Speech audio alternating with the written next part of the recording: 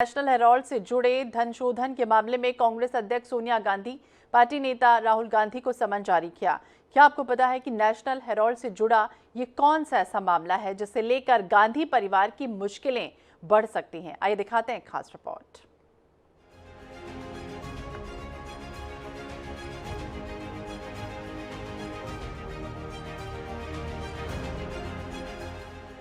सीधे शब्दों में कहे तो नेशनल हेराल्ड का मामला एक इक्विटी लेन देन से संबंधित है, जिसमें कांग्रेस अध्यक्ष सोनिया गांधी और उनके बेटे राहुल गांधी पर एसोसिएटेड जनरल्स की 2000 करोड़ से ज्यादा की संपत्ति का कथित रूप से केवल 50 लाख रुपए का भुगतान करके हेराफेरी करने का आरोप है।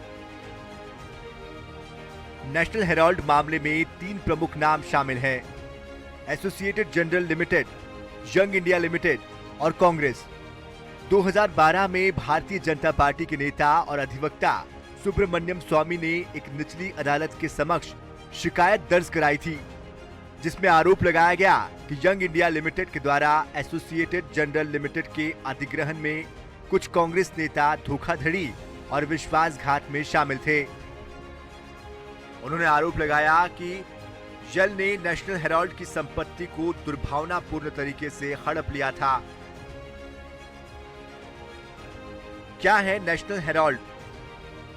नेशनल हेराल्ड 1938 में अन्य स्वतंत्रता सेनानियों के साथ साथ जवाहरलाल नेहरू के द्वारा स्थापित एक समाचार पत्र था। इसका मकसद भारतीय राष्ट्रीय कांग्रेस में लिबरल ब्रिगेड की चिंताओं को आवाज देना था। एसोसिएटेड जनरल लिमिटेड एजेएल के द्वारा प्रकाशित यह अखबार आजादी के बाद कांग्रेस पार्टी का मुखपत्र बन गया। एजेएल ने 2 अन्य समाचार पत्र भी प्रकाशित किए, एक हिंदी और एक उर्दू में। साल 2008 में पेपर 90 करोड़ रुपए से अधिक के कर्ज के साथ बंद हो गया। एसोसिएटेड जनरल लिमिटेड के बारे में जानिए। Associated general limited Jawaharlal Nehru के दिमाग की उपज थी। साल 1937 में नेहरू ने अपने शेयर धारकों के रूप में 5000 अन्य स्वतंत्रता सेनानियों के साथ इस फर्म की शुरुआत की थी। कंपनी विशेष रूप से किसी व्यक्ति से संबंधित नहीं थी। साल 2010 में कंपनी के 1057 शेयर धारक थे। इसे घाटा हुआ और साल 2011 में इसकी होल्डिंग यंग इंडिया को हस्तांतरित कर दी गई। एजेएल ने साल 2008 तक अंग्रेजी में नेशनल हेराल्ड अखबार, उर्दू में कौमी आवाज और हिंदी में नवजीवन प्रकाशित किया था। 21 जनवरी साल 2016 को एजेएल ने इन 3 दैनिक समाचार पत्रों को फिर से शुरू करने का फैसला किया। यंग इंडिया लिमिटेड के बारे में जानिए। यंग इंडिया लिमिटेड की स्थापना साल 2010 में हुई थी, जिसमें तत्कालीन कांग्रेस पार्टी के महासचिव राहुल गांधी एक निर्देशक के रूप में शामिल हुए थे, जहां राहुल गांधी और उनकी मां सोनिया के पास कंपनी के 76% शेयर है। वही शेष 24% कांग्रेस नेताओं मोतीलाल वोरा, ऑस्कर फर्नांडिस के पास है। कहा जाता है कि कंपनी का कोई भी कमर्शियल संचालन नहीं है।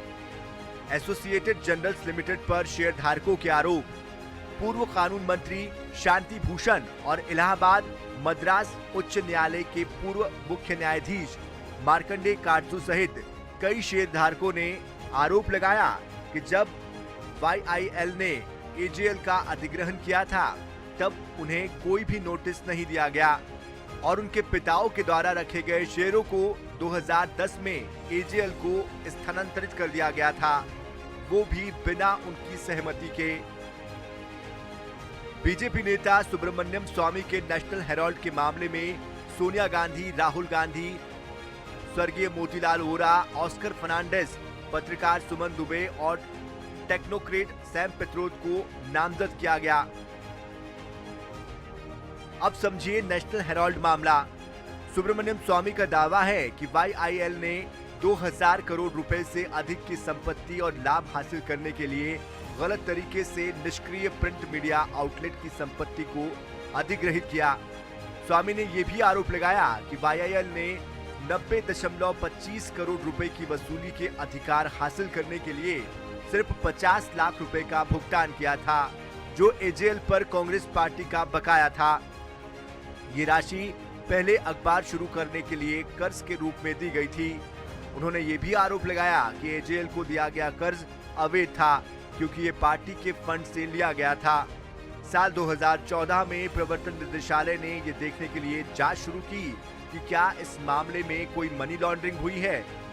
18 सितंबर 2015 को ये बताया गया कि प्रवर्तन निदेशालय ने नेशनल हेराल्ड के मामले में अपनी जांच फिर से खोल दी थी।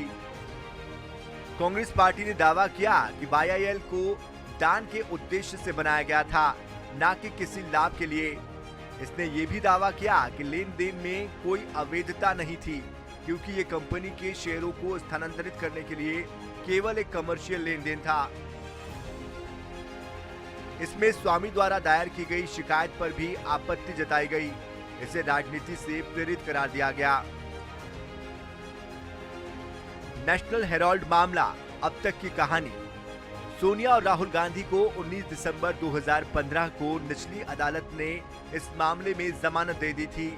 2016 में सुप्रीम कोर्ट ने उनके खिलाफ कार्यवाही रद्द करने से इनकार करते हुए मामले के सभी 5 आरोपियों सोनिया गांधी, राहुल गांधी, मोतीलाल वोरा, ऑस्कर फर्नांडिस और सुमन दुबे को व्यक्तिगत उपस्थिति से छूट दी थी। साल 2018 में केंद्र ने 56 साल पुराने स्थायी पट्टे को समाप्त करने और हेराल्ड हाउस परिसर से एजेएल को इस आधार पर बेदखल करने का फैसला किया कि एजेएल कोई प्रिंटिंग या पब्लिकेशन गतिविधियां नहीं कर रहा था, क्योंकि इसी काम के लिए बिल्डिंग को साल 1962 में आवंटित किया गया था।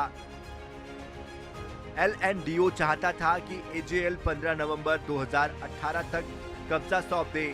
बेदखली के आदेश में दावा किया गया कि इमारत का इस्तेमाल पूरी तरह से व्यावसायिक उद्देश्यों के लिए किया गया था।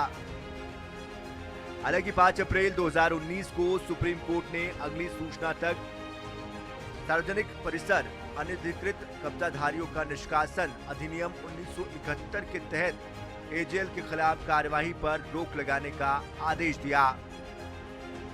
अब इस मामले में प्रवर्तन निदेशालय ने नेशनल हेराल्ड केस में कांग्रेस की राष्ट्रीय अध्यक्ष सोनिया गांधी और राहुल गांधी को नोटिस भेजा है। राहुल गांधी को 2 जून को, जबकि सोनिया गांधी को 8 जून को पूछताछ के लिए बुलाया गया है। वही कांग्रेस नेता रणदीप सुरजेवाला और अभिषेक मनु सिंघवी ने बताया कि सोनिया गांधी 8 जून को पूछताछ में शामिल होगी और राहुल गांधी विदेश में हैं। ऐसे में ईडी से वक्त मांगा जाएगा। सोनिया गांधी को नेशनल हेराल्ड केस में ये नोटिस भेजा गया है। Bureau report, I news 24/7।